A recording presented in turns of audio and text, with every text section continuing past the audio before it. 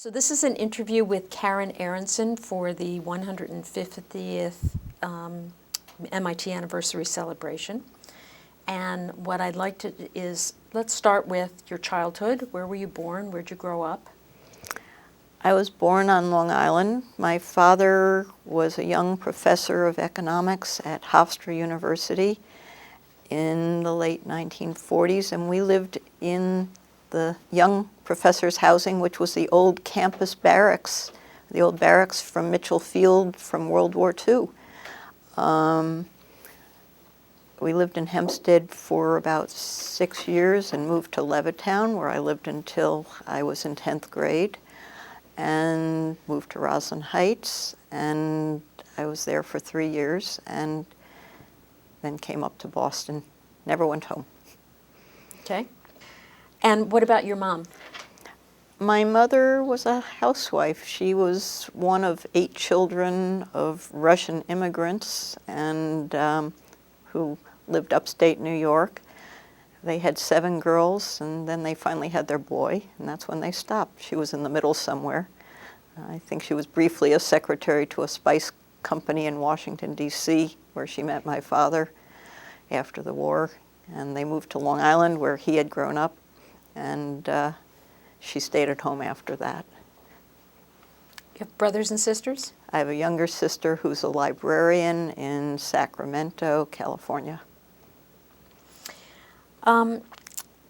So growing up in the 50s and 60s, and someone who was interested, a girl who was interested in math and science, did you feel at all unusual in that regard? I felt unusual as a child more because I was bookish, and because we had a somewhat, I guess, book-oriented, learning-oriented home, more so than many of the people around us.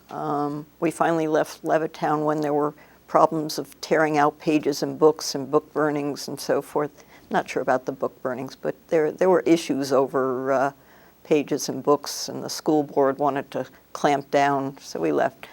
But I didn't become conscious of liking math until algebra in 8th grade, I think, in Levittown. I had a wonderful teacher, who gave us problems, and I'd race through them and raise my hand. But I wasn't conscious of that even being unusual until I got to high school. I went to Wheatley in Old Westbury, a public school, but a very good one, and joined the mathletes, and at that point started taking calculus and advanced physics. And by then all the other girls, except for one, had disappeared from the classes.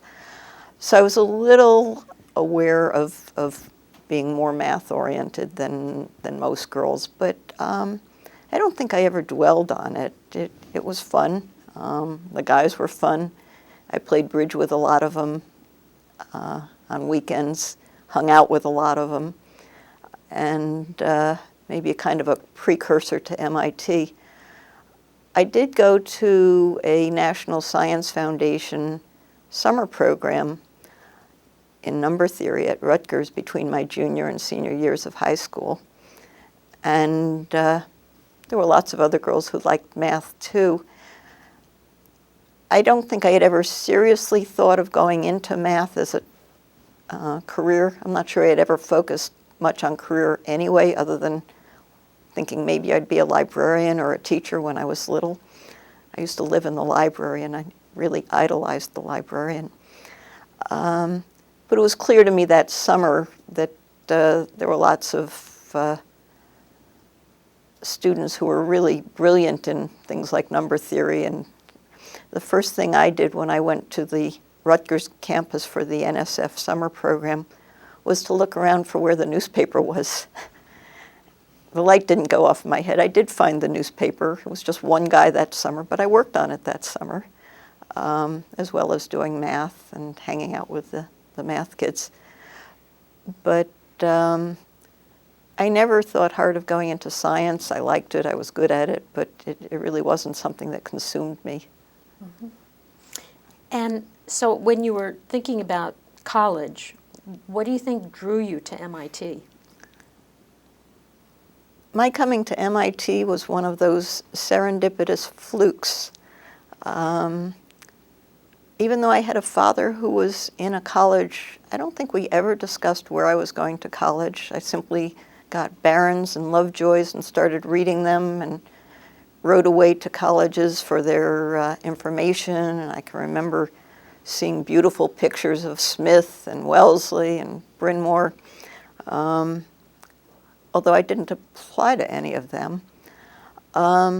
Ultimately, I had applied to 2 schools at Cornell. I lived in New York, and I was a 4-H'er for 11 years. 4-H was actually very big in Nassau County, even though Nassau was no longer potato farms. It had lots of people, so it was the biggest of the 4-H populations in New York State, and I loved 4-H. I went to the 4-H camp for 11 summers, half of them as a counselor, and I did things like tree study and entomology and birds and newspapers, of course, marine biology, which I ultimately taught by learning it there. And so I had been up to Cornell because Cornell was the land-grant college in New York State and loved it. And I had applied to the Liberal Arts College and to the School of Industrial and Labor Relations. Something about that appealed to me.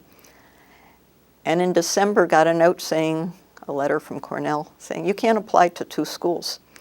So suddenly I was down 1, and I had applied to 5 total and thought I needed another one. And a new family had moved in a few doors down, and their son came home for Christmas vacation. The nephew of Isaac Asimov, Dan Asimov, who's a mathematician, he attended MIT. And we met, and he told me about MIT and showed me all their campus newspapers. For some reason, he had a pile of the text sitting at home. And I thought, oh, I could apply there. And so in those last couple of weeks of December, I applied to MIT. In the 60s, we didn't go around and look at colleges. When I finally got accepted, I came up to Boston and looked at MIT. I went up to the newspaper and thought, this feels like home. And it turned out to be a very good home to me for 4 years. And until now, I've remained active. But I was one of the unusual applicants and students. I applied to MIT saying clearly that I was interested in economics, that I knew I wasn't going to study math, but I wanted to be able to use it and apply it. And MIT had the best economics department in the world, and it seemed like a natural. And the fact that I had to take a year of physics and a semester of chemistry and some other science and math wasn't off-putting to me because they were always my favorite classes. And I've always thought it was that students at MIT, in fact, got a broader education, almost a liberal education, than most of my classmates who went to other places and didn't have to take math and science. So they narrowed in. While we were broad, we took the math and science, and we took social sciences and humanities, partly because we were required to. I happened to like those courses, but everybody had to take 8 semesters of them. So that's how I got to MIT. Do you remember what your first impressions were of the campus, the faculty, the culture? When I got up to MIT, again, one of the first things I did, I dived in. I tend to do things like that. I get excited. And I ran up to the newspaper office once again. And one of the first things on the schedule for freshmen at MIT to get them involved is a kind of war with the sophomore class, a field day. leading up to a field day.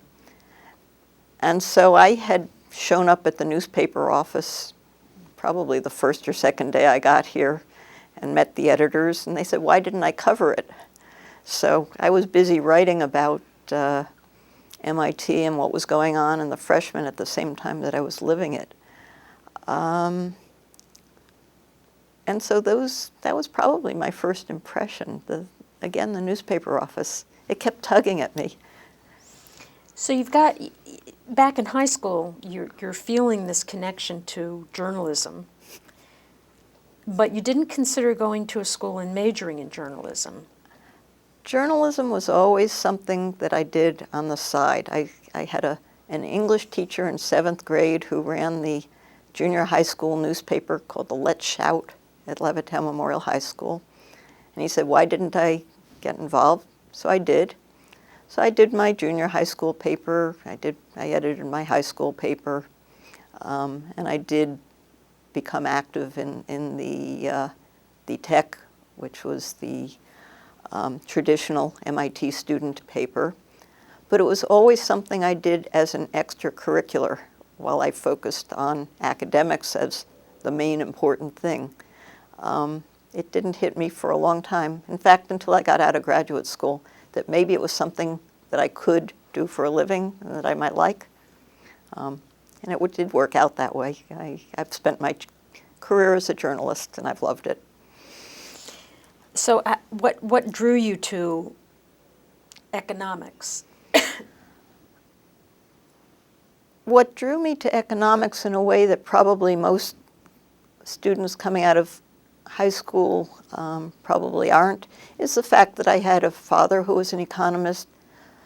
While we didn't talk economics at dinner every night, I had a little bit of a sense of what it was about, and it clearly was something that involved the use of math, but that focused on society's problems, and that combination was very attractive to me. I loved the economics department when I got here, and the courses. I was more focused on the institutional courses, income distribution, poverty and society, rather than in the econometrics, the how can we use math even better and better to capture whatever we want to capture. But that combination was fabulous. You sound like a child of the 60s.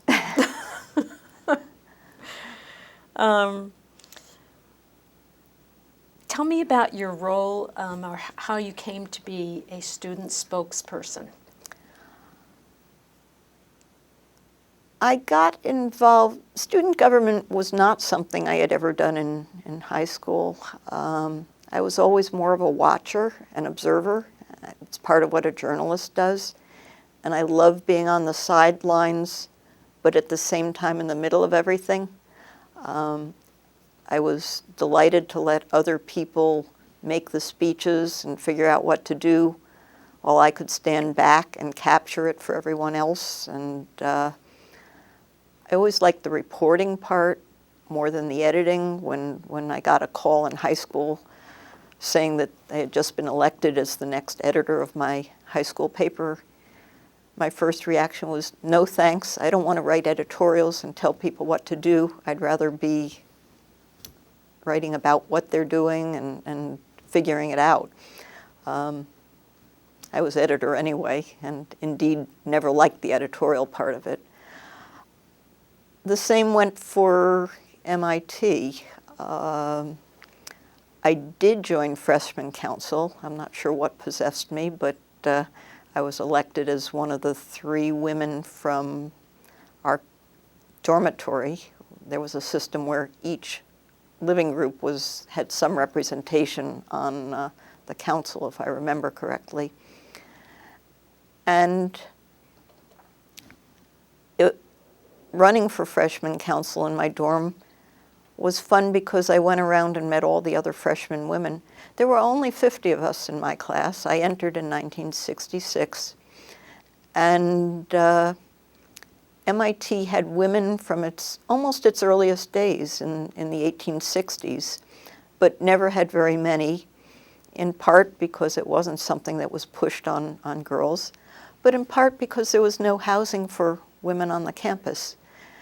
And in the 1960s, for the first time, a girls' dorm had been built a couple years before I got here, thanks to the generosity of one of the early co-eds, Catherine Dexter McCormick.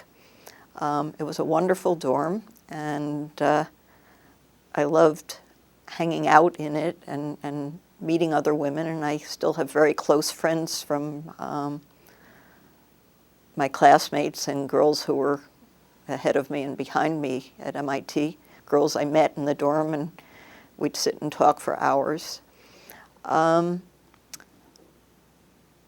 But I guess between the newspaper and the student government, I got catapulted into what was going on at MIT.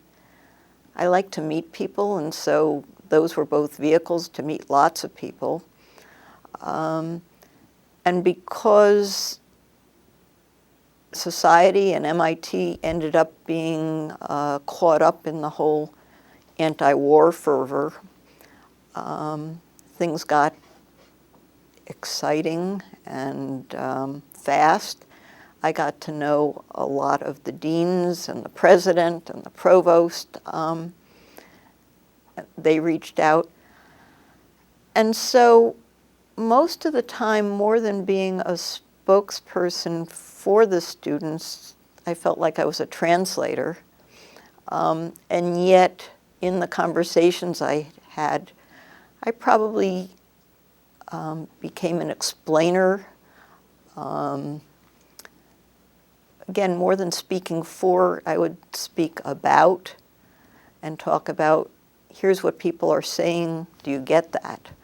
And I do it both ways. Probably, though, more representing students to faculty and deans, and later to corporation members as things heated up on campus.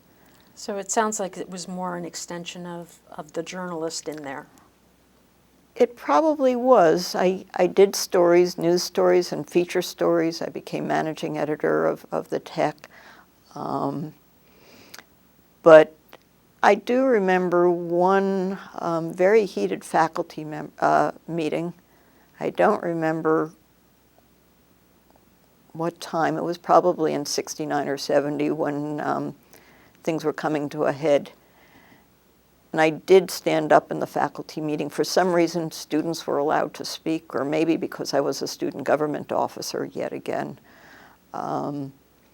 And I stood up and made some speech about trying to explain the two sides to each other, and thinking that this was an odd moment for me because it wasn't the usual role I took.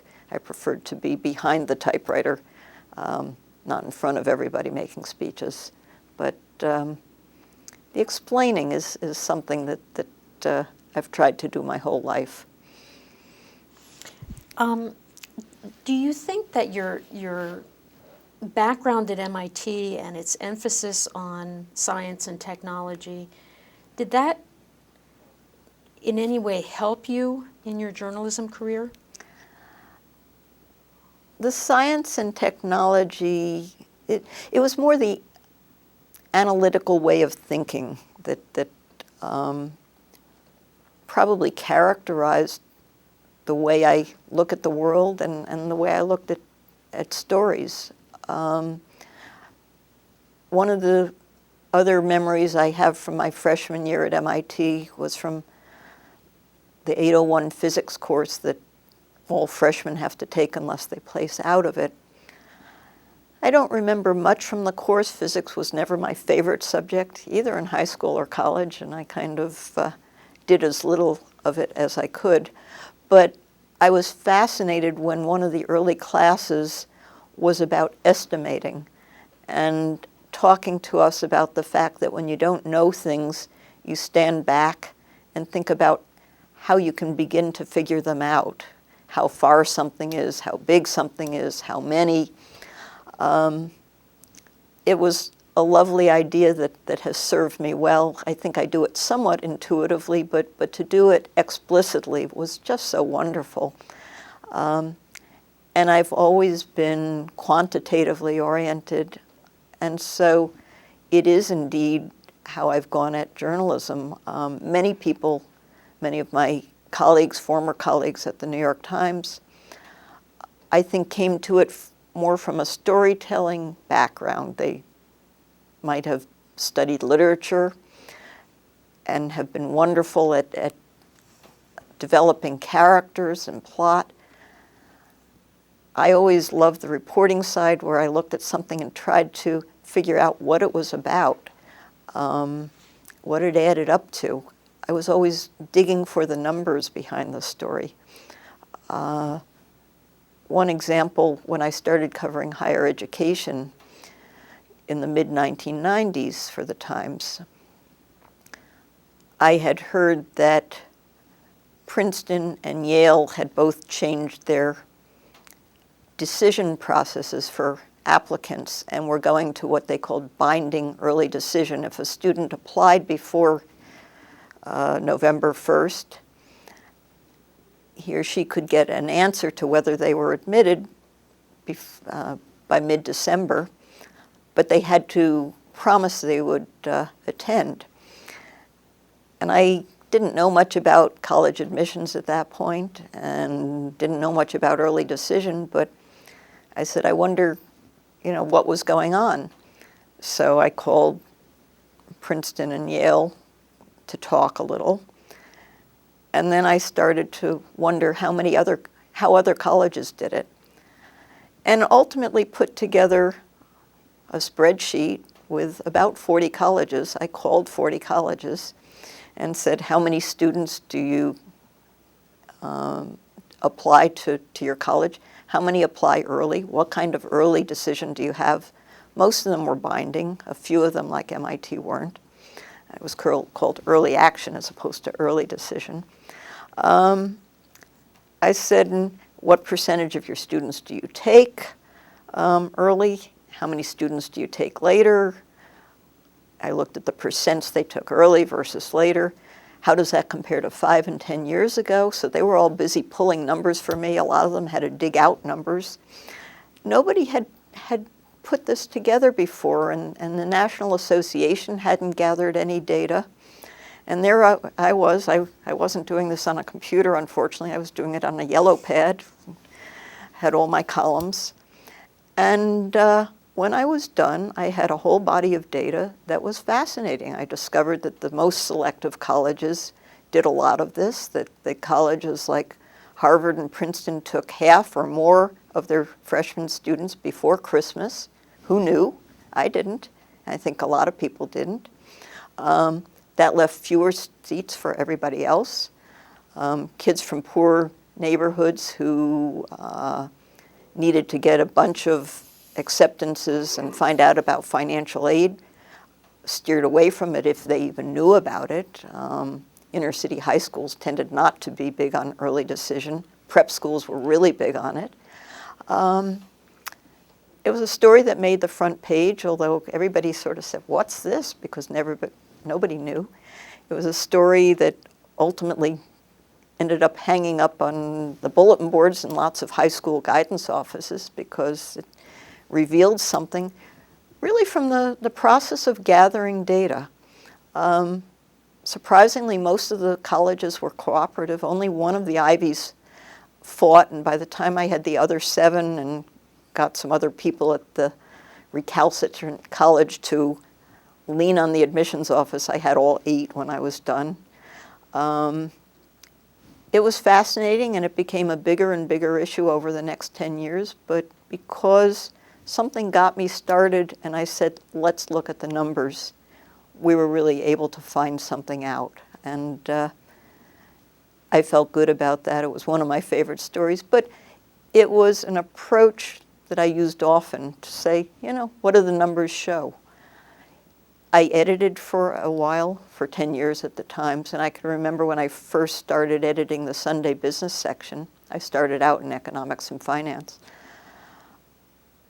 I got a story that was supposed to lead our section, and one of the editors had handled it. And we even had some graphics coming in. I like graphics. They came in later than the story, and I started comparing the graphic and the story and saying, they don't agree. Not only do they not agree, they go in different directions. I ultimately killed it.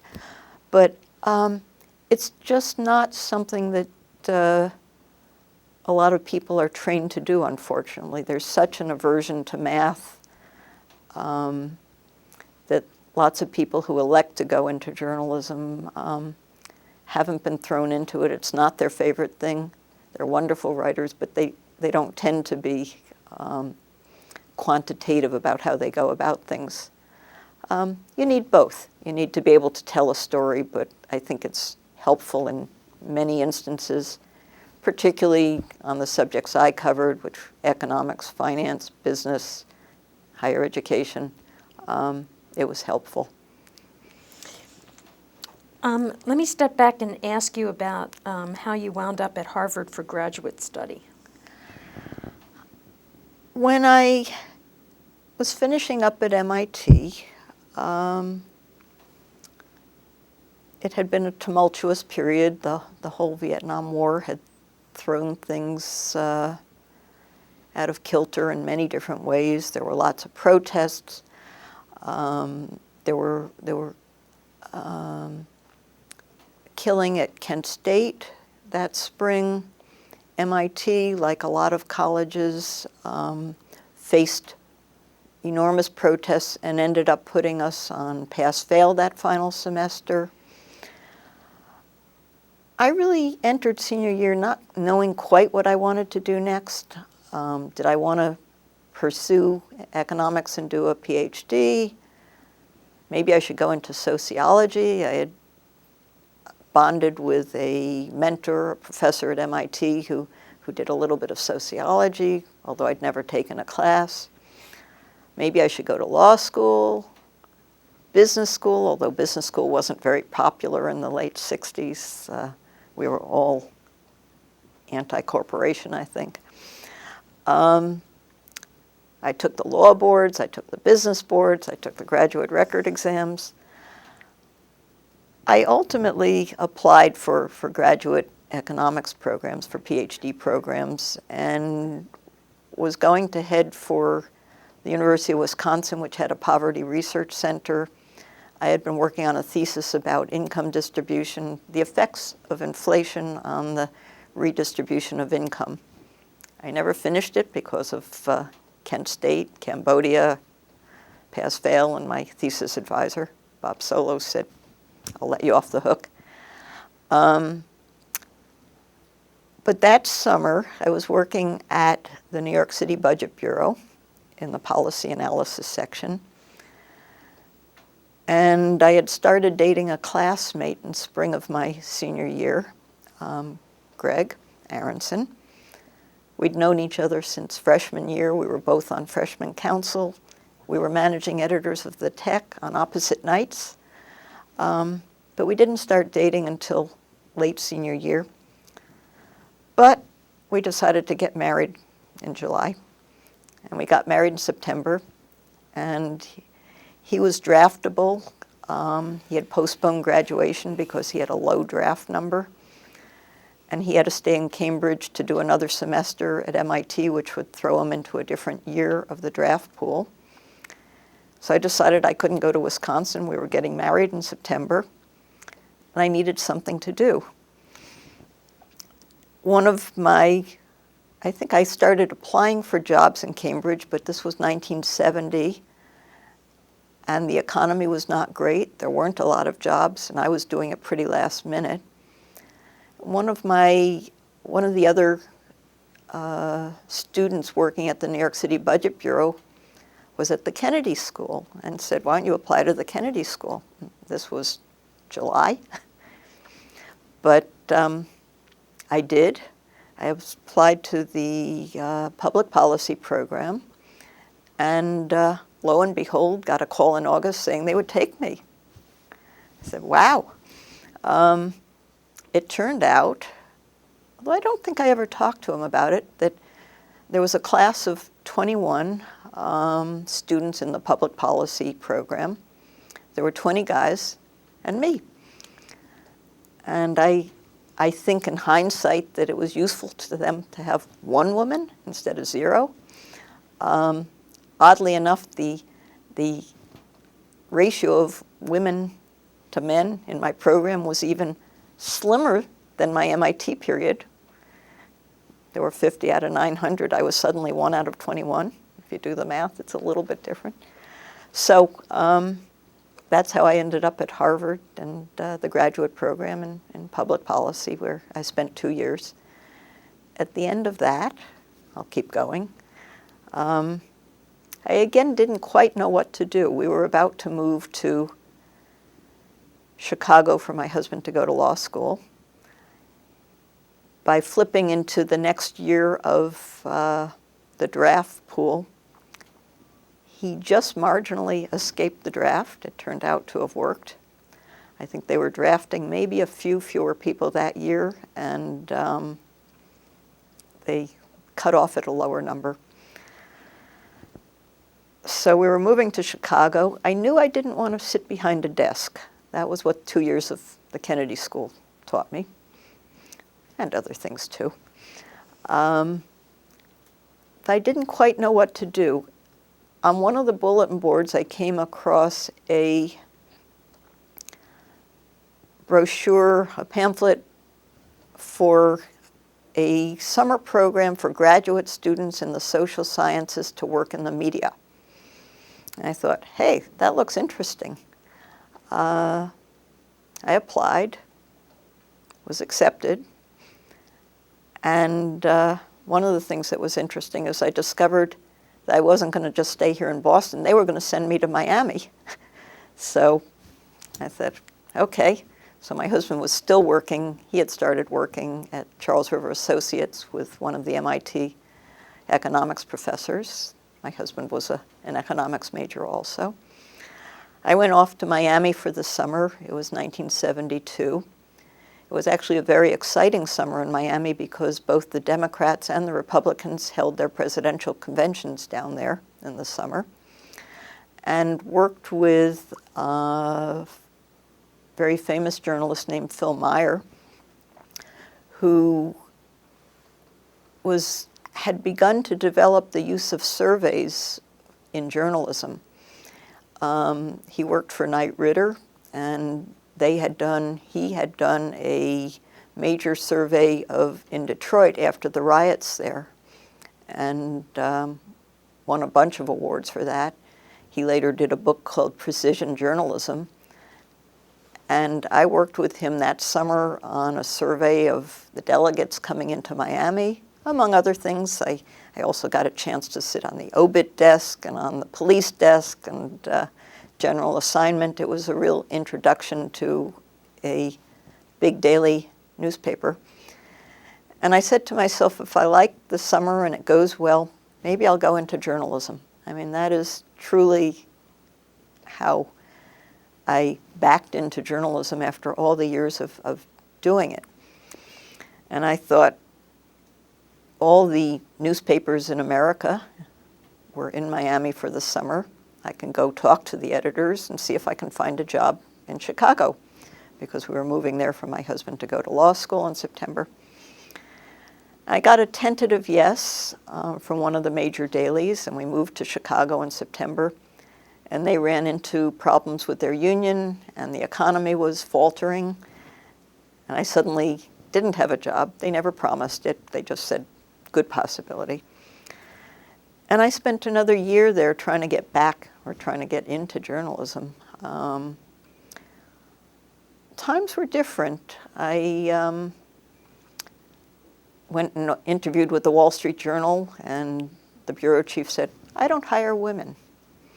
I interviewed with the wire services, and one of them said, you're pretty interesting, but our new people have to work the midnight shift, and I wouldn't send a woman home at midnight or in the middle of the night. It was just, after being at MIT, where I found I was accepted very easily. I don't think my experience was necessarily the same as women across the board, but certainly in the economics department and the administration and the classmates I had, I never had a problem being a woman. People used to joke, you know, what's a nice girl like you doing in a place like this when I was at MIT, but it was meant in good humor, and I took it in good humor. And, you know, they loved me, I loved them. It wasn't a problem. But getting a job initially, being female worked against me. I ended up working in a tiny nonprofit organization, the National Affiliation of Concerned Business Students, which grew out of a project I had been involved in about corporate social responsibility. We can talk about that. That was formed by some of my MIT classmates. But the journalism, I did a newsletter for this tiny organization, and they decided to sponsor a conference on business students and social responsibility. I wrote a foundation proposal and sent it off to big foundations. I got a call from Ford Foundation saying, "Has somebody funded this yet? It looks real interesting." That was my first foundation proposal. Probably my last one too, but they funded the conference for us. I started taking night courses in journalism because I couldn't get my foot in the door. Some of the places I applied to didn't even ever return my, I sent in resume clips, etc. I had clips from Miami, which I was lucky about. I had references from Miami, which was great. But I couldn't get a job. In Chicago, not only was the economy bad, but one of the newspapers had just folded, so there were a lot of experienced journalists on the street. Ultimately, I decided to go get a journalism degree because it didn't look like I was getting very far. And because I didn't have a journalism degree undergraduate, I had to go to the summer semester at Northwestern, which has one of the great journalism programs in the world. I went. And so I went through the summer and was about to go down to their Washington program for the next quarter or semester, I can't remember which. And I got a call out of the blue from Business Week saying they had an opening in their Chicago bureau. Was I interested? Well, Business Week was one of the places I had applied to a year earlier and never heard from. They had a 4-person bureau in Chicago. One of the people was a woman. She had left. They had hired another one. She never showed up. And I was the only female resume in the drawer. I hadn't been interesting enough for them to even call me in to interview, but suddenly I was the last thing there. And I went in for an interview. They made me an offer. I left journalism school. I figured it was better to grab an offer when you had it than to do a year of training. Absolutely. And then see if you could get a job. I got there and thought, well, I've been a student journalist all my life. I know this gig. And I was an economics major. It's okay. But I discovered 2 things. One is I really didn't know anything about business, or I knew very little, a little about corporate social responsibility. And the other was that I really didn't know big-time journalism. I was lucky in that as a bureau, we got survey requests from New York. So I ended up doing a lot of the surveys, and I was very good. You give me a set of questions or a topic, I'll go to town. In the middle, it was a period of economic recession,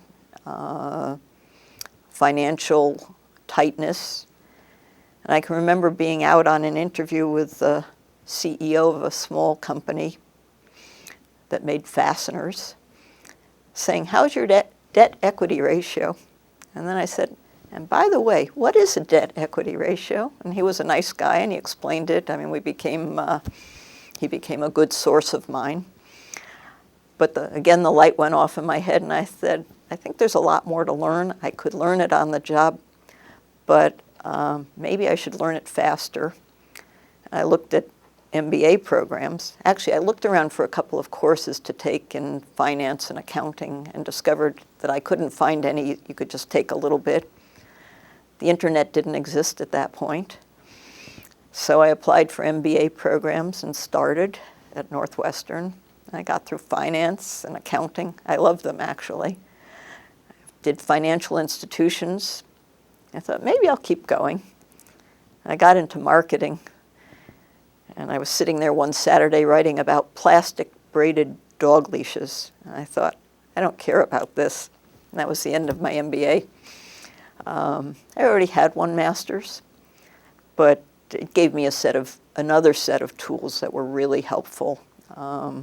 I discovered over the years as I went into financial journalism, particularly at the Times, that there were lots of people who came in like I did without much background, and I would give them quick tutorials, and I'd found some short booklets by then and said, here, this might help.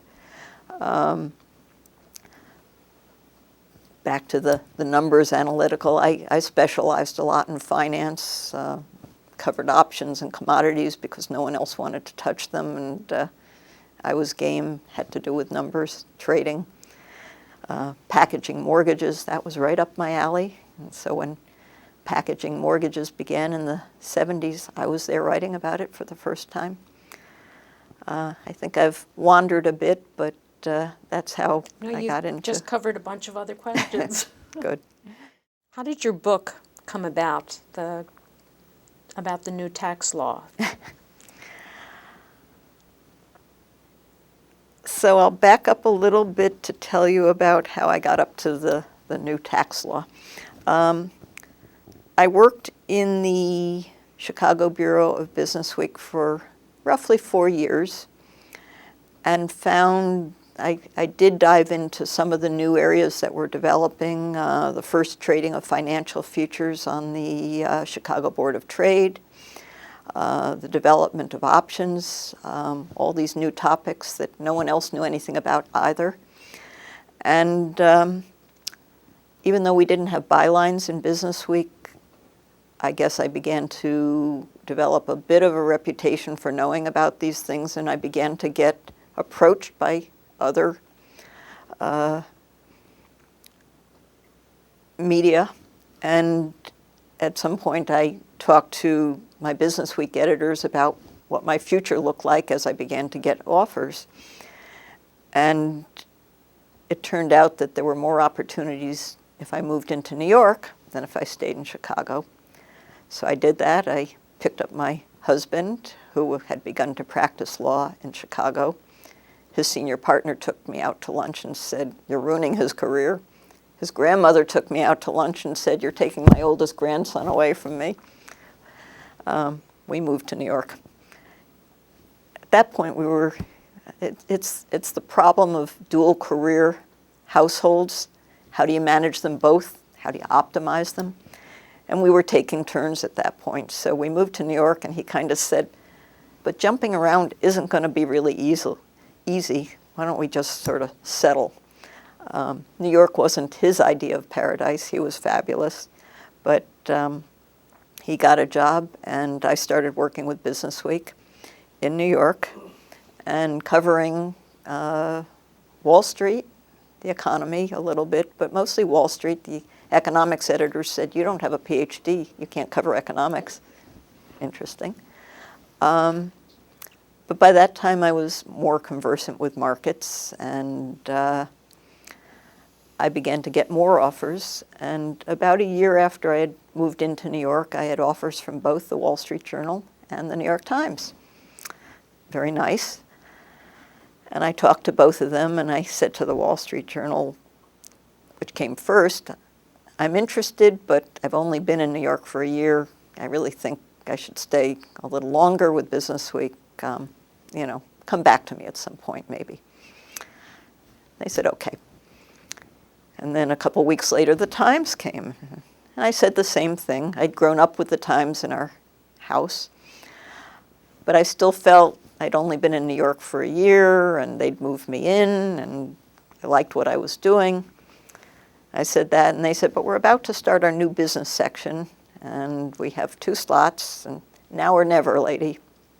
I said, okay, I can't resist. So I moved to the Times in '78 and started covering Wall Street and economics topics. I just sort of drifted into that. They didn't say you don't have a PhD, you can't do that. Although their main economics writer, Leonard Silk, did have a PhD.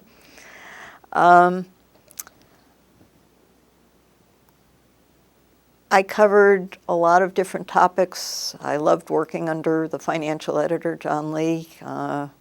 Anything I was interested in, he seemed to be interested in, including the changing mortgage markets, which we're seeing burst open now, but it all goes back to what was happening in the 70s when they began to package them as securities and trade them.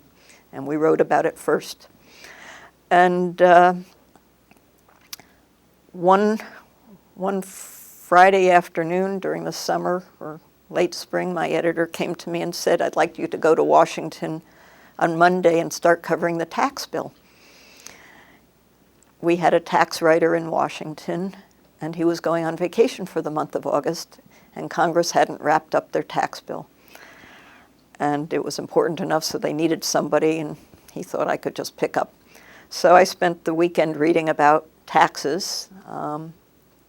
I think my husband had picked up our tax returns. I didn't know a debit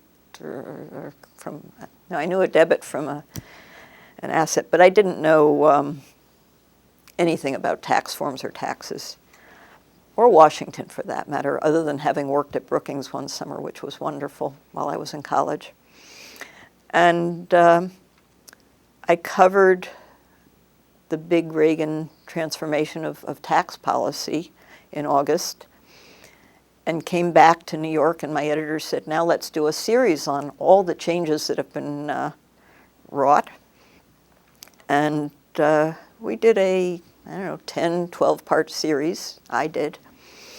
It was a real race because so much had changed so drastically. Reagan really had a different view of taxes and economics, as most people would remember.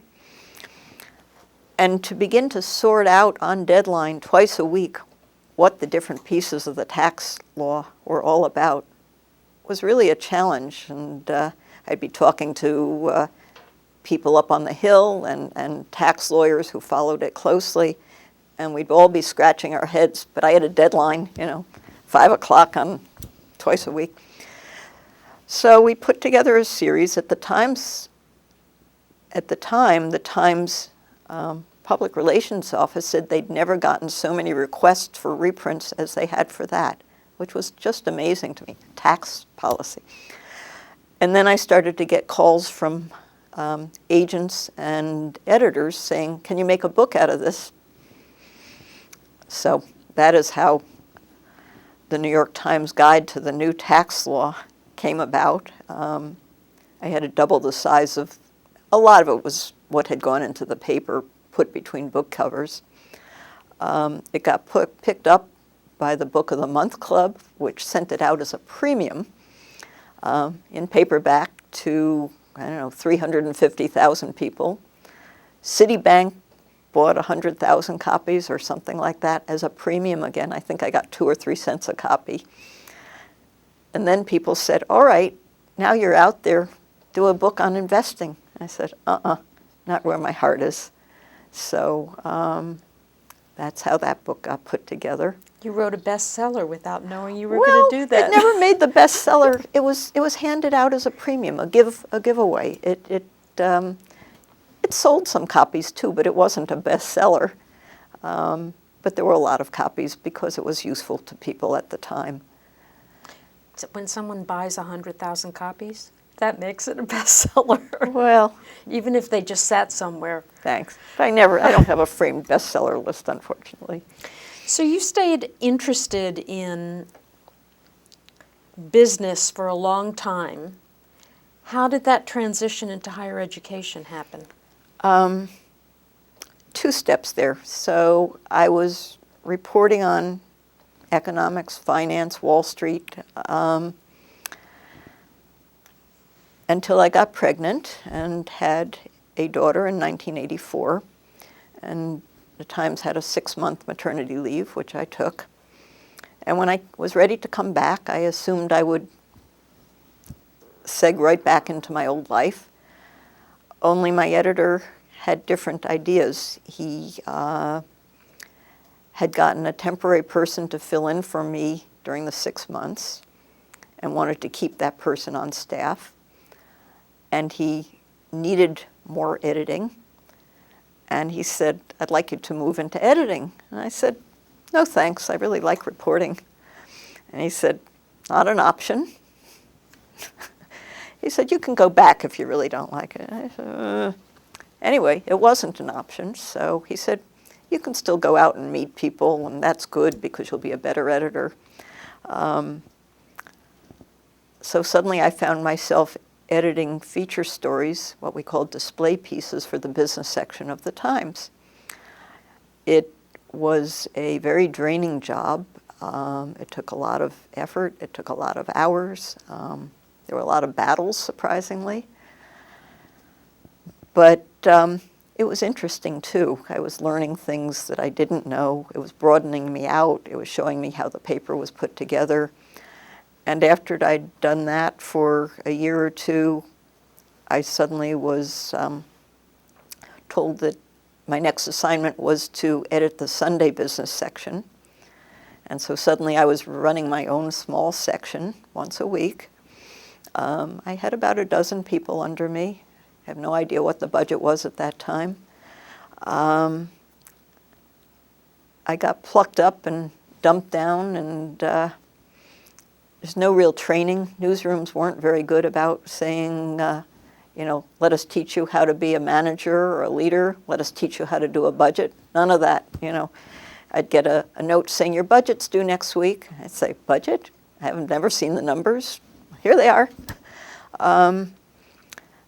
But it began to give me access to the rest of the paper.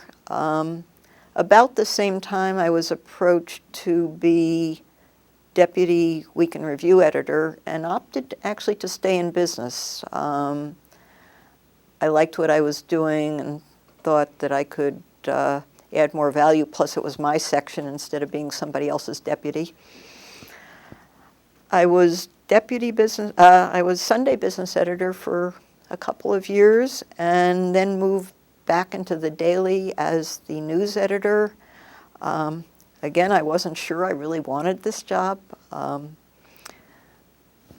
liked what I was doing at that point. I had my own section. Why did I want to go back into being number 3 or 4? But again, I was told that this was what I was going to do next.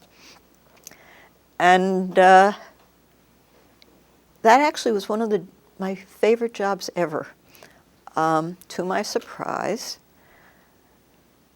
I was a night owl, and I suddenly had to get up early to read the Times and the Wall Street Journal. This was the mid-'80s, so there still wasn't internet, really, or it would have been even more overwhelming. And I had to get in by about 8 a.m. and start pulling together the day's business section for the Times.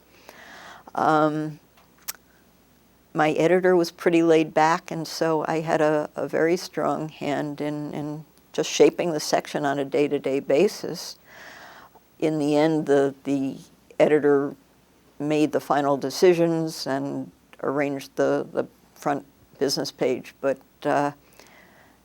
it really was a wide open job, and as I say, I loved just figuring out what was going on and what we needed to do.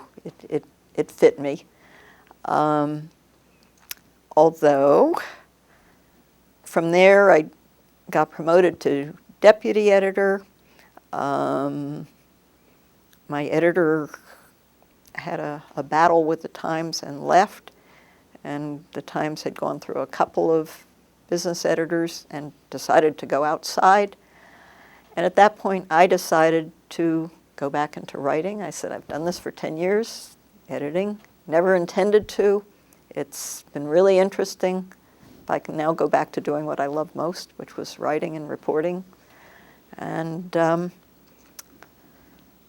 I felt like I'd been running, I was actually acting business editor for about half a year. And instead of going back into writing economics and business under the people I'd been supervising, I felt like I should go out and work for people I hadn't been on top of. And so I briefly did not-for-profits, which interested me, but didn't interest the editors at the top so much. They let me do it briefly, but at some point, the executive editor had dinner with a university president and apparently came away feeling like they should beef up their higher ed coverage. And the next morning I got called into his office to say, you know higher ed, you've done all this MIT stuff, why don't you start covering it? At that point I was in the middle of a year as president of the MIT Alumni Association. I'd been on the corporation as a trustee. I'd been on the executive committee and had just gotten an invitation to go back on. And those were all things I had to walk away from. I did finish out my year as Alumni Association president. I said, you know, all this was approved in advance. I didn't say yes to anything before accepting. But for that period of writing about higher ed, had to basically cut my activities with MIT. So there was no conflict or apparent conflict. The slot that was open at that point was the Metro Higher Ed to focus mainly on New York, Connecticut, New Jersey higher ed, which was interesting in and of itself, but the editor said, but you should do some national stuff too because we really want some of that. So I did a mix of focused on New York and the 3 states and some national trend things. Metro was interesting. We had 4 of the 8 Ivies because we had Columbia, Cornell, Yale, and Princeton. And so there were a lot of selective colleges. And the City University of New York, which was our big backyard institution, one of the biggest public universities in America, was in the midst of a huge controversy with Mayor Giuliani, who said it should be bombed out of existence. There were all sorts of really fascinating issues, and I loved the beat and never was sorry, except for walking away from my life at MIT for those years. But as a reporter and writer, I never got bored and I learned a lot. While you were covering higher education, we spoke a little bit about the story around early decision. What stories would you point to as being the ones that you are most proud of?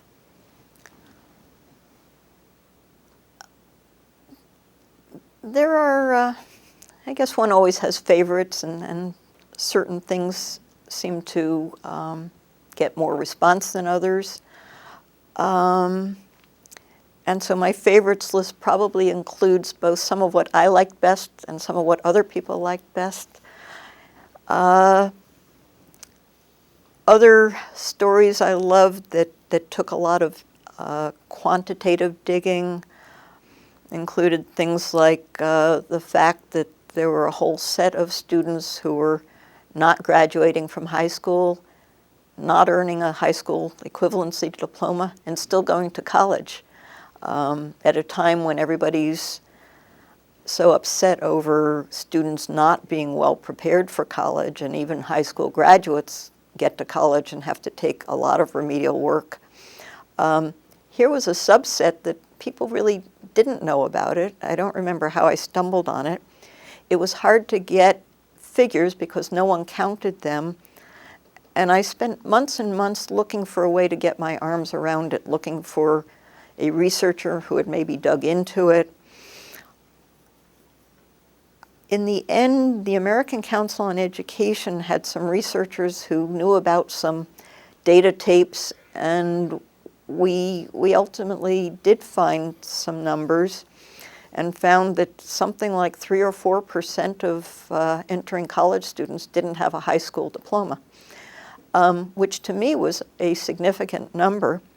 In fact, I got 2 calls the day the story ran, one from the Department of Education in Washington and one from the White House Council on Economics Council, asking where the numbers were.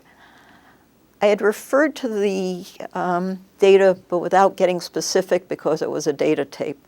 I'm sorry, I just didn't characterize it more, but one nice thing was they had to call me to ask, and I could then tell them. But the fact that the Department of Education in Washington wasn't on top of this, even though it was their data in the end, was a lot of fun.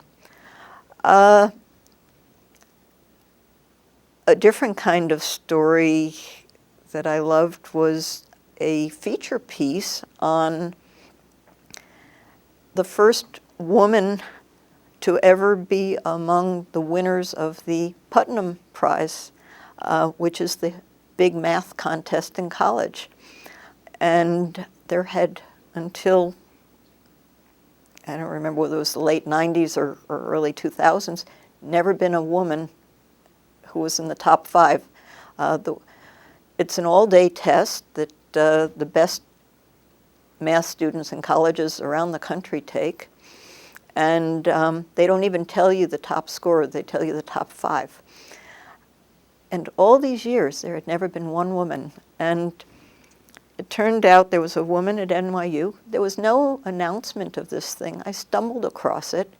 The Putnam contest people, if they had put out anything, didn't make a big deal of it. It hadn't entered the media. But because I'd been at MIT and knew what the Putnam contest was and knew how few women there were who made it to the top of math, it grabbed me. So I went and found out about her. Lo and behold, she was an Eastern European who, oddly enough, had come to New York because her boyfriend had come to New York, and he was a graduate student. He had actually, I think, also helped coach her in studying math and for math contests when she was a high school student. And it ended up being just a fun story about women in math and about this love story between, you know, this immigrant student who had followed a boyfriend and what it was like to be a kid who spent 6 or 8 hours a day or 10 or 12 learning math problems, playing with math problems just so she could be a contestant while she was in high school. It was just fun.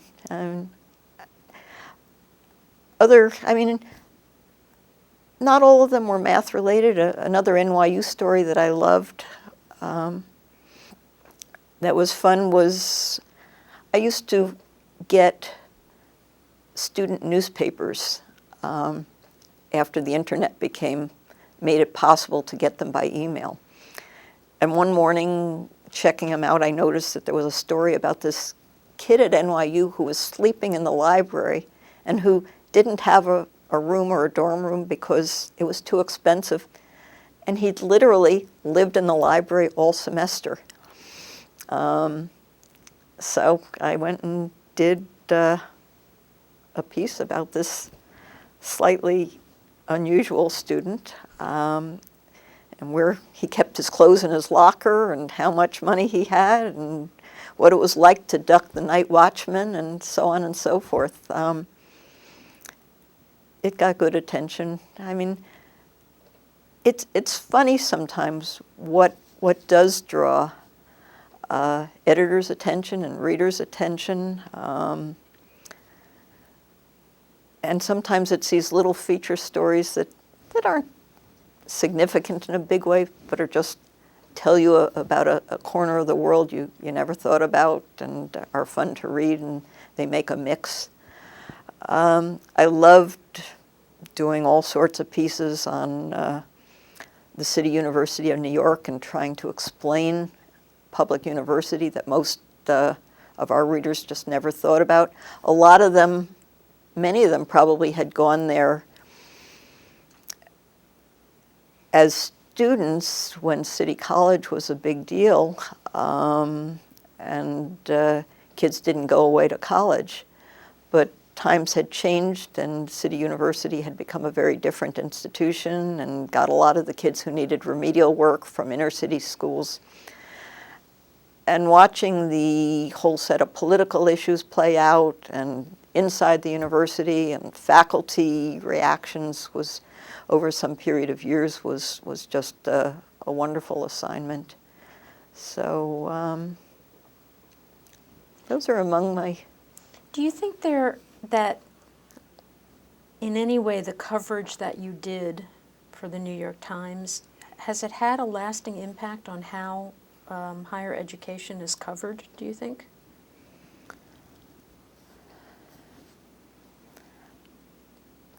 That's a hard question to answer. It would be nice to think so, but in a funny way, I doubt it. Journalism itself is changing so much right now. It's imploding. The whole economic model doesn't work, so that's in play.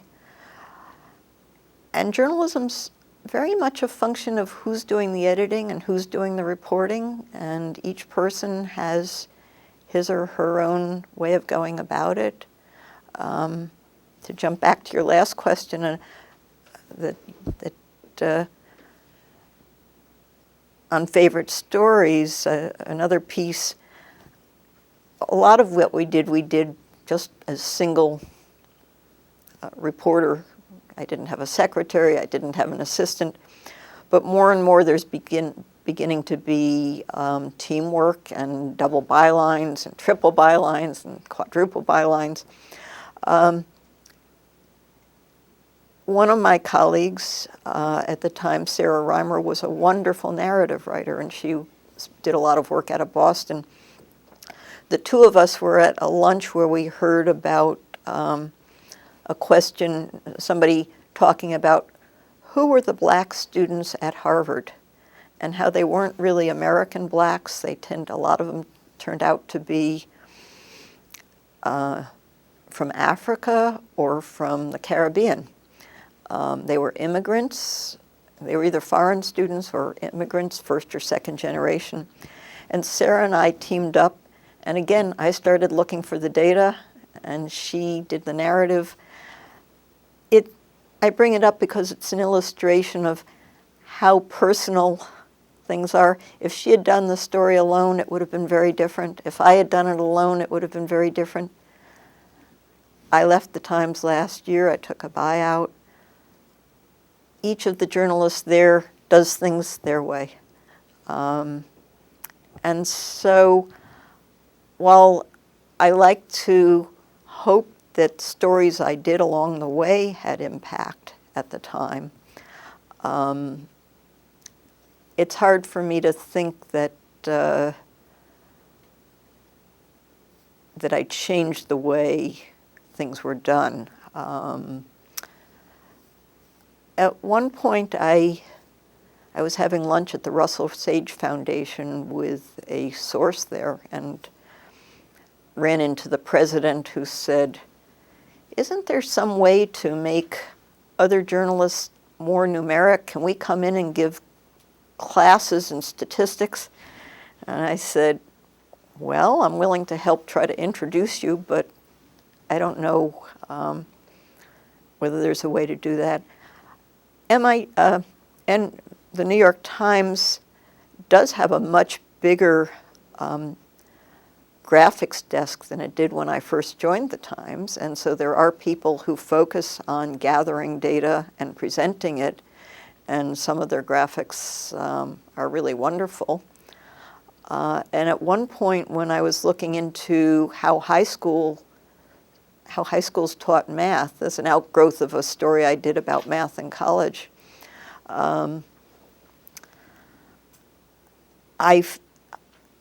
I began talking to college math professors around the country and to people at the National Science Foundation who were trying to shift the way math was taught in college because they thought that math was one of the classes where kids flunked out.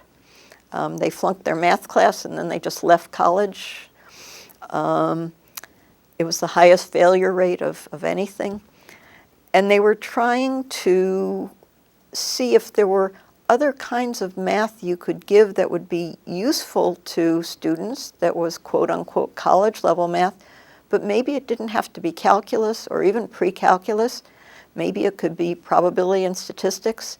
And several of them said they tore the graphics out of the New York Times, this comes full circle, to use in their classes because they wanted their students to be able to read and decipher numeric data as it was presented in a daily newspaper, a high-level daily newspaper, but a daily newspaper.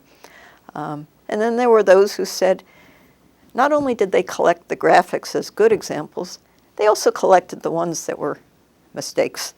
So one of them said, I have this fat folder of graphics with mistakes in them. So whatever it is, I think that it's a really interesting idea and a good one. And I never got to do that story because it was about the point I left the Times, but I thought it was a really neat movement and one that made a lot of sense, and I hope it works. I want to leave most of the rest of the time to talk about your relationship with MIT. But before I leave journalism, I have to ask, since you worked in journalism when the Wall Street Journal and the New York Times were probably at their peak of power, and you left at the time where they're really kind of imploding, I think was your word. Is there anything you want to say about that, about the future of journalism, about the changes that are happening? I'd love to. Hard to know where to begin. I think I always felt as a journalist that I was doing something that was a public service for society, even though it was within the structure of a profit-making company. I think society needs journalists who stand outside and report, hopefully objectively, who try to piece things together and help people make sense of the world around them.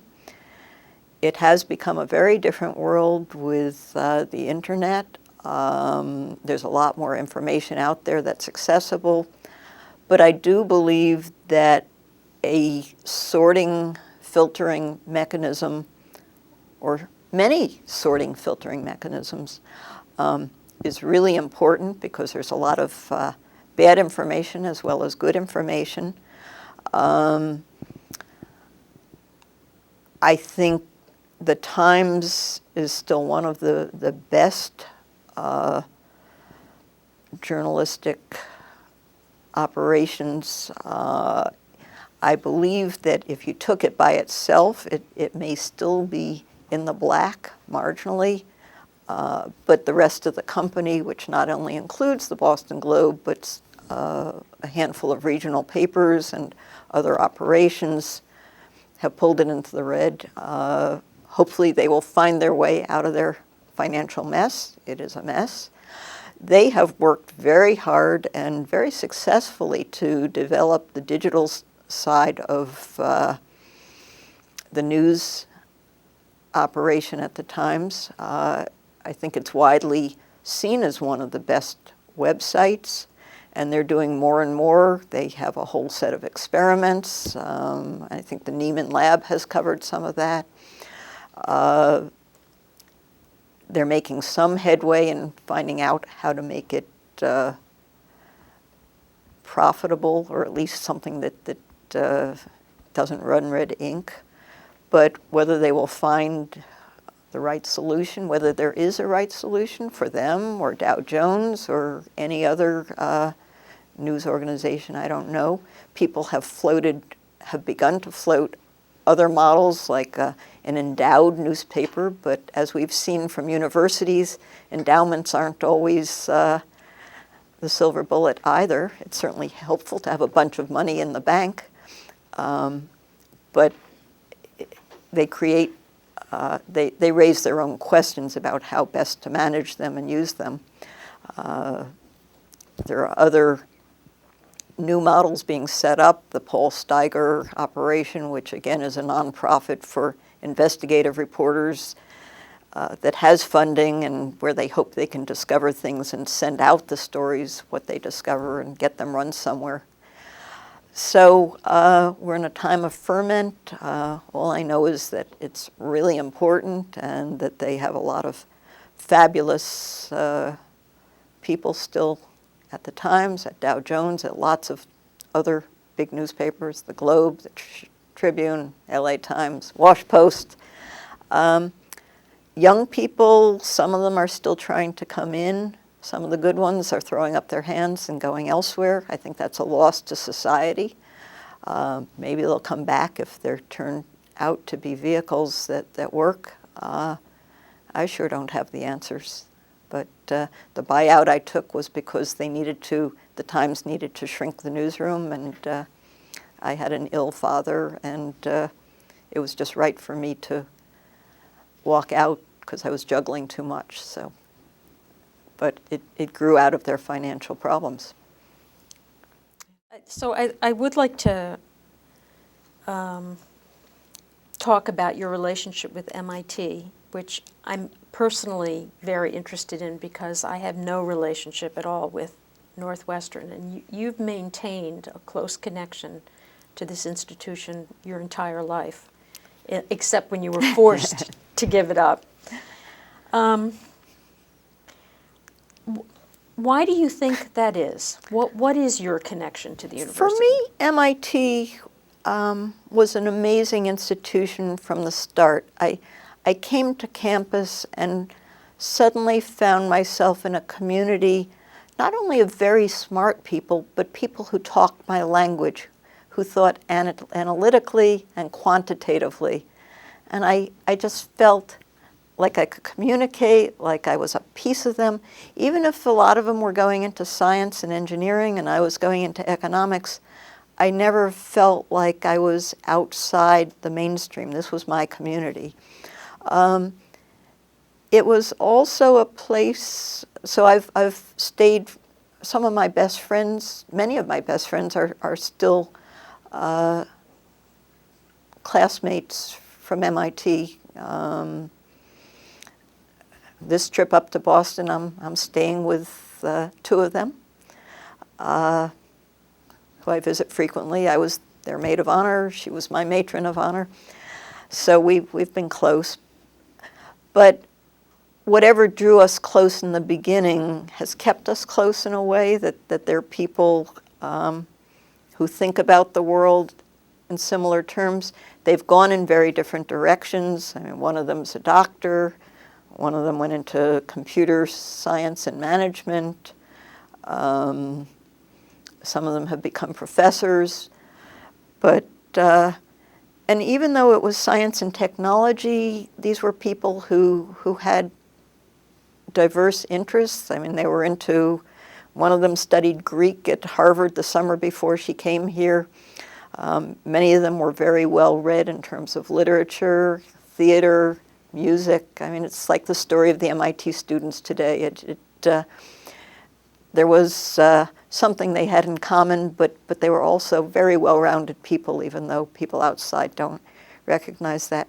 I also found the MIT faculty and administration people I could relate to easily. The economics department was very small, and it was mostly a graduate department. My year we had 40 majors, which was, I think, the most undergraduate majors they'd ever had up until that point, 1970. But these were all the big names in economics. Samuelson, Solow, Modigliani, Frank Fisher, Kindleberger, and they were all teaching us. I didn't have graduate assistants teaching my classes. I had the big names. and I could walk into their offices and chat with them, which I did. The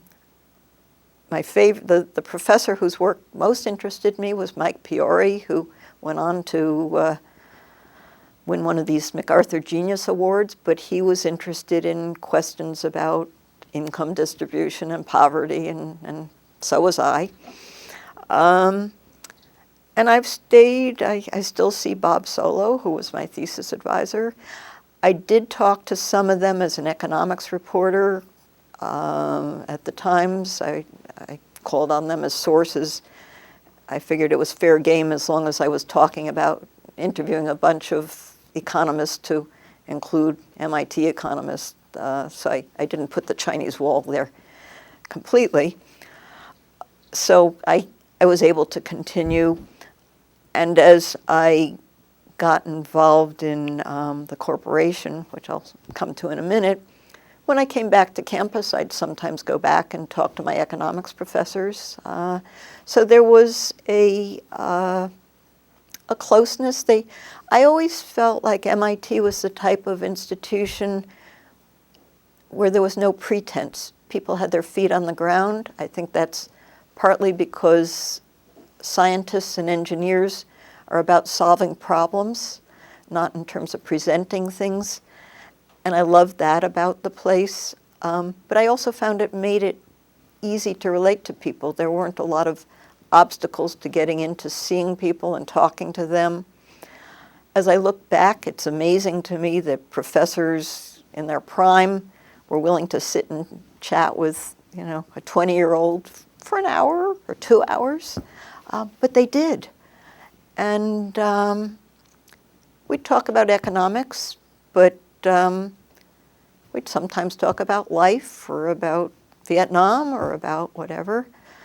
I became very close to a professor who was also chief of psychiatry at MIT, Merton Kahn, who gave a seminar on academic policy that one of my then boyfriends had taken, and I went out to his house, the professor's house, for a dinner he had for his class, and got to know him and his wife. I subsequently took the seminar myself, and I'm still friendly with him and his wife. She's an economist. I visited them my last trip up to MIT. They still live in Lexington, but in one of the retirement villages. I'm friendly with their children. There's just an openness that pervaded the place, and that made it easy to get to know people and to do things. Because of the turmoil over Vietnam, there was a lot of interaction between students and faculty and administration. To some extent, there was bonding over opposition to the war. And so I think it was an unusually easy time for students to get to know faculty through that. But as somebody who was involved in student government and the newspaper, I also did become involved in some of the discussions or operations over with deans and provosts, president, and I got to know all of them.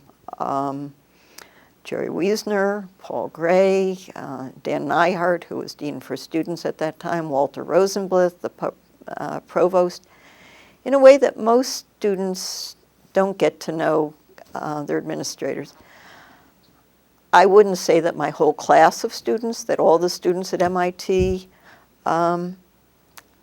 were in this, but certainly there were a number of us. It wasn't just Karen Arenson, one person. There were a set of students who were involved, and a lot of interesting discussions. I know that for the Institute, it was a time of feeling like they were defending it from being torn apart. There was a sit-in in the president's office, and they didn't call in the police, unlike Harvard. the student government president was expelled eventually. But for students, despite the horrors of the war, the pressures of the draft, there was something also very alive about it, and that opened doors to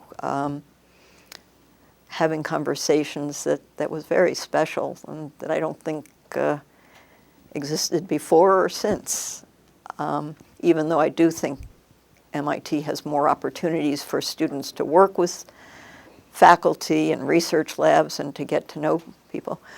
We also, during that time, there was a long-standing secret society called Osiris, which included faculty and administration and a small set of students that met monthly off campus. I did join it, and that was an interesting place where people discussed what was going on campus in a very let your hair down way that my suspicion is didn't exist at many other universities in America, if any. By my graduation, lots of MIT institutions had fallen by the wayside. Spring weekend, junior prom, they were all seen as being too frivolous. And I think Osiris, too, died at that point. I don't know whether some of the members thought they were being co-opted or what, but I don't think it still exists. But while it did, it was a very interesting I don't know what to call it, a very interesting institution, small, secret, but that opened interesting conversations and probably smoothed the way for things to happen on campus and for student-faculty administration relations. It probably also gave the faculty, some of them, the ones who were members, access to administrators in ways that they wouldn't have had, and gave the administration insights into students and faculty that they might have missed. So it served a purpose, but was seen as being outdated, and maybe it was. That would be an interesting book for you to write about that organization. So can you sort of describe for me your role on the corporation?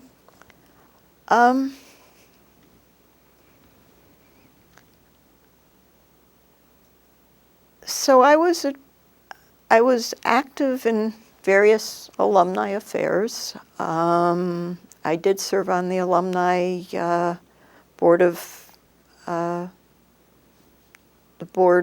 Alumni Association. I interviewed high school students for MIT as part of the Educational Council. I was active in the MIT Club of New York.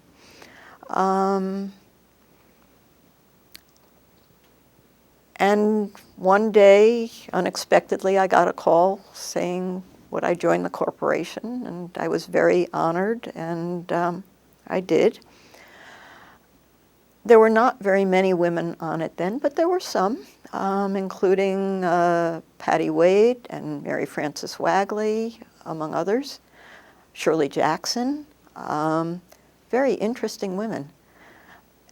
And very interesting men, too. One of the things I loved about it was that probably most of them were businessmen, and it gave me an opportunity to get to know some of them and to get to know people I wouldn't have met otherwise. I suspect that I brought a slightly different point of view to the corporation in many respects, not just because I was a younger woman. I was probably one of the younger members of the corporation, aside from their recent graduates. I was probably the only journalist they had, and so that was a different vantage point. I was probably one of the relative few who had been in the School of Humanities and Social Sciences. A lot of the businessmen probably either studied science or engineering or management.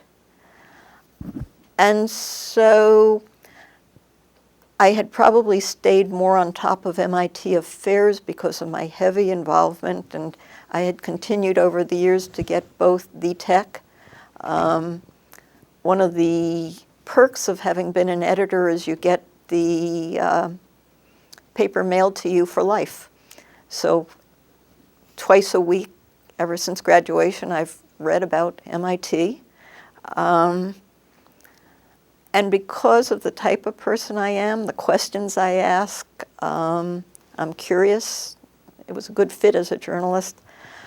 I think I probably brought a different style to the corporation.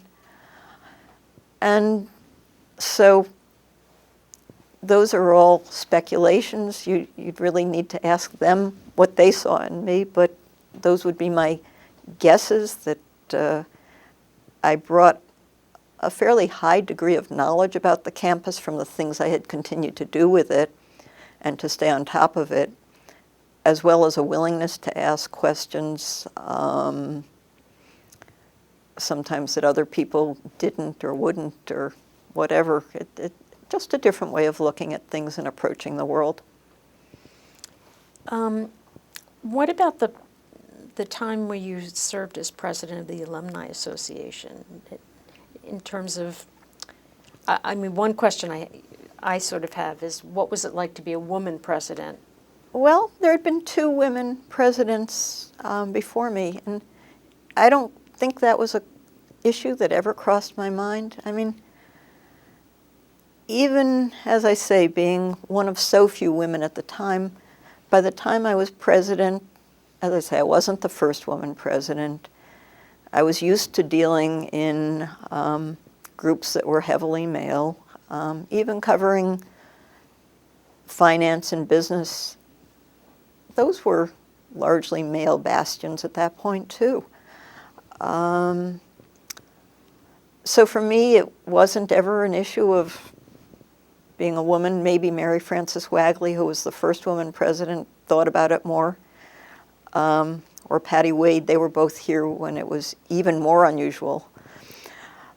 For me, it was more a question of, A, should I accept the job now? I had a full-time job as an editor at the Times at that point in the business section.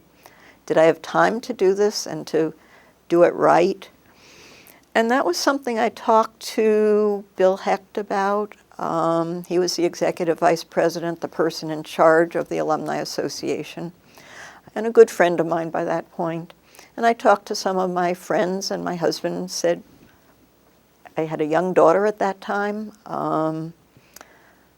Is this totally nuts?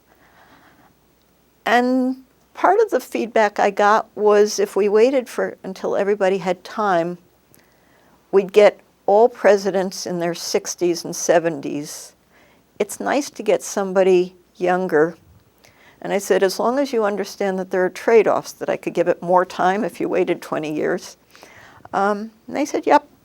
So I did it, and it was to some extent a juggling act. I probably could have traveled even more. I did a little travel. We went out to Florida, to California. We may have done Chicago. I did some local Long Island, New York, stuff in Boston, certainly. Bill was wonderful to work with. I was so lucky that he was EVP at that point. He was an old hand, and he knew everything and everyone. I loved being with him, and he made it easy, as did the rest of the Alumni Association staff. And so I guess I went out on the road and tried to communicate, because that's what I do, and tried to talk about what MIT was about, what it meant to me, to connect with alums. One of the other things the Alumni Association president did was to write a column for Tech Review. And I did one column that I went to look for the other day and couldn't dig up because it wasn't something that I could find digitally, and I didn't have it in a neat folder somewhere, was about just what MIT had meant to me in terms of being a community of people who looked at the world analytically. And I just got so much response because apparently it was a nerve that I struck, that lots of people had felt that, and I was able to capture some of it in words. So that was fun. The other thing I got to do was to pick a theme for the Alumni Leadership Conference, and which is held every September. And I decided that we should focus on leadership, not because I'd been a great leader, but because it fascinated me, and I'd looked at lots of other leaders. And to try to start with the old saw of, Harvard trains all these leaders, and then MIT trains these great, knowledgeable people who work for them. And they know more, but somehow someone else is in charge. And we had a fascinating set of discussions. We had some experts and professors come in. I wish I could tell you, I didn't go look up who it was, but everybody was really engaged because, again, it was a topic that people were really interested in and had thoughts about. And to be able to discuss it was fun and interesting and worthwhile. And it was just a fabulous session. So I got to do that. The other thing I tried to do in my year as president was to get, I had the sense that so much happened at MIT that was really interesting that never got out. And here we were getting a little more digital. This was '95. And I said, let's have a committee that looks at whether there's some way to begin to tap into things and make them available. I mean, my vision would probably be, couldn't we tape everything and anything and everything, and put it on the web, the Compton lectures or the, this seminar or whatever. So we set up the committee, they did their work, and a lot of what's resulted was probably the types of things that we were talking about then. We couldn't do it all overnight, but I think we tried to lay the groundwork. You were doing Google before Google. But, the Alumni Association puts a lot on the web now, but MIT puts a lot on the web. It was the first to move into the open courseware. That wasn't Alumni Association work, but it begins to make available a little bit of the treasures that are here, which I think is great. Can you talk a little bit about the ways that you've seen MIT change since you were a student? MIT has changed in many ways and stayed the same in many ways. One of the biggest changes is certainly the greater presence of women.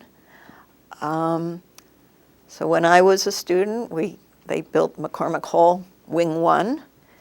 By the time I was at the end of my freshman year, they had filled it up, and they had to build Wing 2. I lived in Westgate for a semester while they did that. They had an overflow. By 1970, when I graduated, they started making dorms co-ed, and the number of women shot up.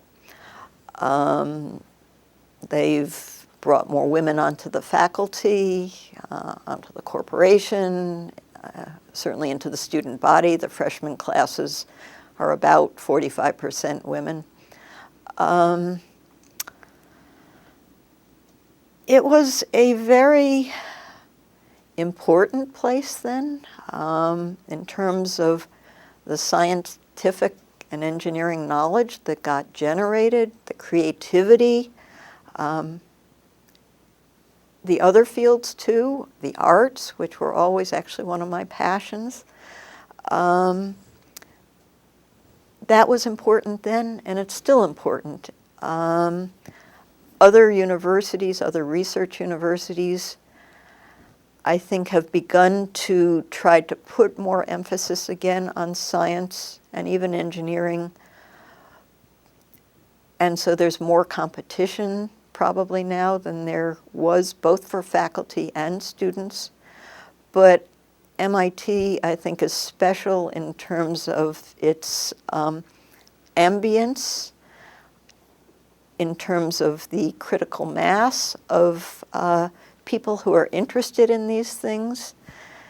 And so even now when I talk to high school students who are thinking about where to go to college, particularly in an area, in the engineering, I think it's hands down MIT for them. They don't think of any other places unless they want to stay close to home, or they think somehow it'll be a lot cheaper to, go to the local public university.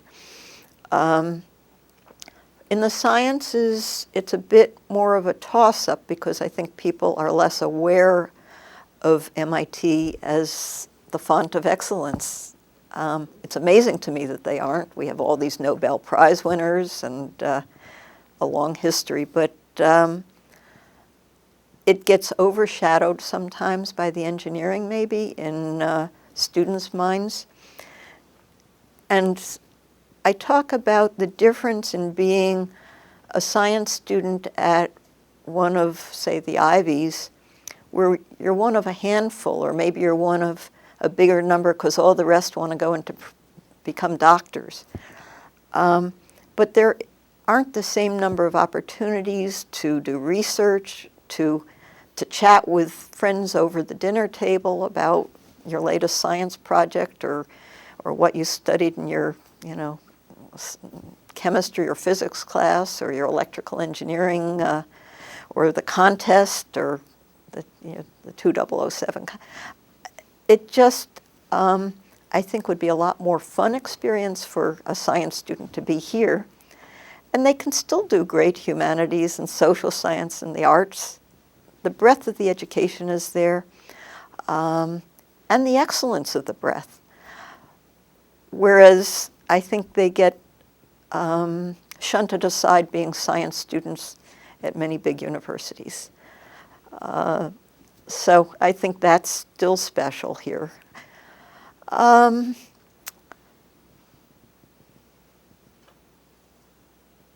curriculum has changed a little. There's been a recent change yet again in terms of humanities requirements, but to me, the curriculum is still quite similar in the sense that everybody takes a basic core of physics and chemistry and math and some other science distribution requirements that you get to choose. I took oceanography. I did my lab in the management school on feedback systems. I mean, there are lots of ways to skin the cat. And, to me, that was sort of more interesting than going into a physics lab or a chemistry lab. But oceanography, I mean, I wrote about the little submersible, and that was fun. And I took another math class. But the students today have a semester pass-fail, which we didn't have. I think that's great. But they're still immersed in the math and science, and they're required to be. And they're still required to take some breath in humanities and social sciences, which I think is absolutely the right way to do it. So the idea of requiring kids to take a core curriculum may sound off-putting, but the way it works, I think it's fabulous. And that makes the student life very similar to the student life when I was there, even though it was 40 years ago. I think it's still a place that's very rich in extracurricular activities, athletics, publications, theater groups, the arts. There are probably even more opportunities. There's a much bigger emphasis on international now than there was in my day. I think that's great. Between the exchange programs, MISTI, making sure students have the grounding in a language and culture, and then getting them over into a real workplace just sounds like the perfect formula. And MIT invented it, and they do it right. They need funding to do even more of it. They're up to about 300 students a year in MISTI, I believe. But wouldn't it be fabulous if it could be 500 or 1,000? But in my day, very few kids went abroad, and it would have been great if we did. There was a lot to do here. The development lab stuff, I mean, Amy Smith and then the poverty lab in the economics department. Wow, that's yet another international experience, but to bring the hands-on engineering capability and the creative minds to other countries where that kind of help is needed, and to help train students in how to do it well, how to interact in a way that's helpful and amazing. So that excites me, that MIT is still inventing how it does things. Europe, I think, was invented at about the time we were leaving, so I never did an undergraduate research opportunities program project. I did my own conversations, but so that's not new, but it wasn't there when I was there, except at the very end. It's a bigger place. There's more money, more people, harder to manage. We happen to be in a terrible time economically and financially.